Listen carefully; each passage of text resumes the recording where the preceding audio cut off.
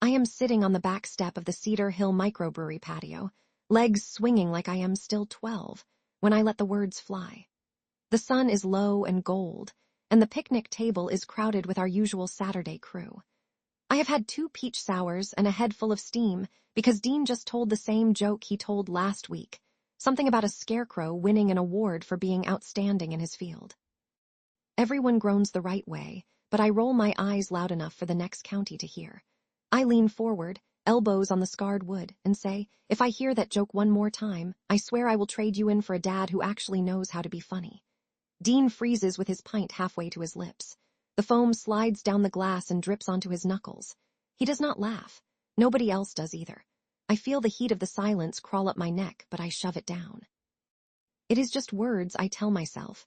People joke about worse things all the time. Dean sets the beer down without drinking. Careful what you wish for, Val. His voice is quiet, almost polite, like he is talking to a stranger blocking his driveway.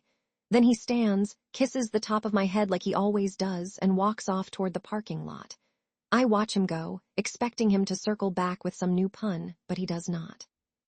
The rest of the group starts talking about fantasy football, and I pretend I am not counting the minutes until he reappears. He never does.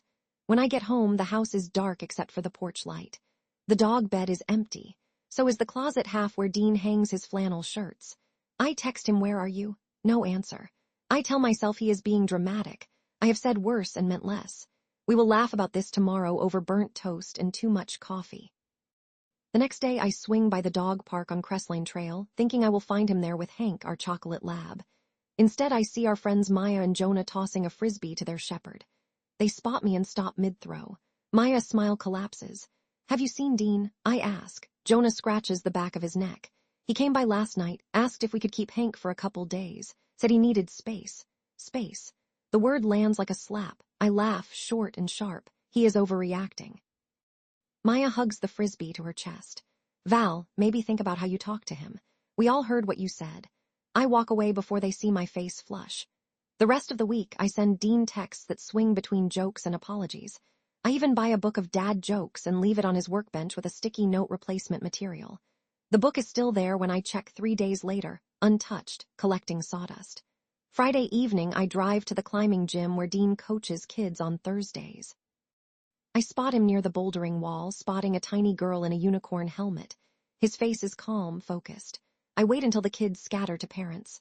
Can we talk? I ask. He keeps coiling a rope. I am working. I said I am sorry. He looks up then, eyes tired. No, you said you were sorry I overreacted. That is not the same. I open my mouth, close it. The chalk dust between us feels thicker than brick. Come home, I say. We will forget this happened. Dean slings the rope over his shoulder. I already moved out. Lease starts tomorrow on the studio above the bike shop. I laugh again, louder this time.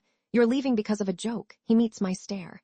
Because you keep telling me who I am and what I am worth, and I started believing you. I'm done auditioning for my own marriage. He turns back to the wall. I stand there until the front desk guy asks me to leave because they are closing. The next month is a blur of half measures. I send playlists. I leave Thai takeout on his doorstep. Once I show up at the studio with Hank, thinking the dog will guilt him into coming back. Hank bounds inside like he has been living there for years. Dean scratches the dog behind the ears, looks at me, and shuts the door without a word. Our friend group splinters. Invitations stop coming. When I run into Maya at the farmer market, she waves but keeps walking.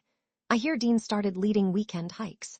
People post photos of him at sunrise summits, grinning like a man who found oxygen again. I tell myself I am fine. I take up kickboxing. I repaint the bedroom a color he would have hated anyway. But every time I open the hall closet, I see the space where his hiking boots used to sit, and the air leaves my lungs like I have been punched. One night I scroll past a picture of Dean and Hank on the ridge above Silver Lake. The caption reads, "Best trail buddy ever. Thanks for choosing me." My throat closes. I realize the dog did not escape. He was chosen. I was not. I drive to the studio at dusk. The windows glow warm. I knock. Dean opens the door holding a mug that says World Okayest Climber. He does not invite me in. I get it now, I say. I took you for granted. I talked to you like you were disposable. My voice cracks. I miss you, both of you. Dean studies me for a long moment. Then he calls Hank.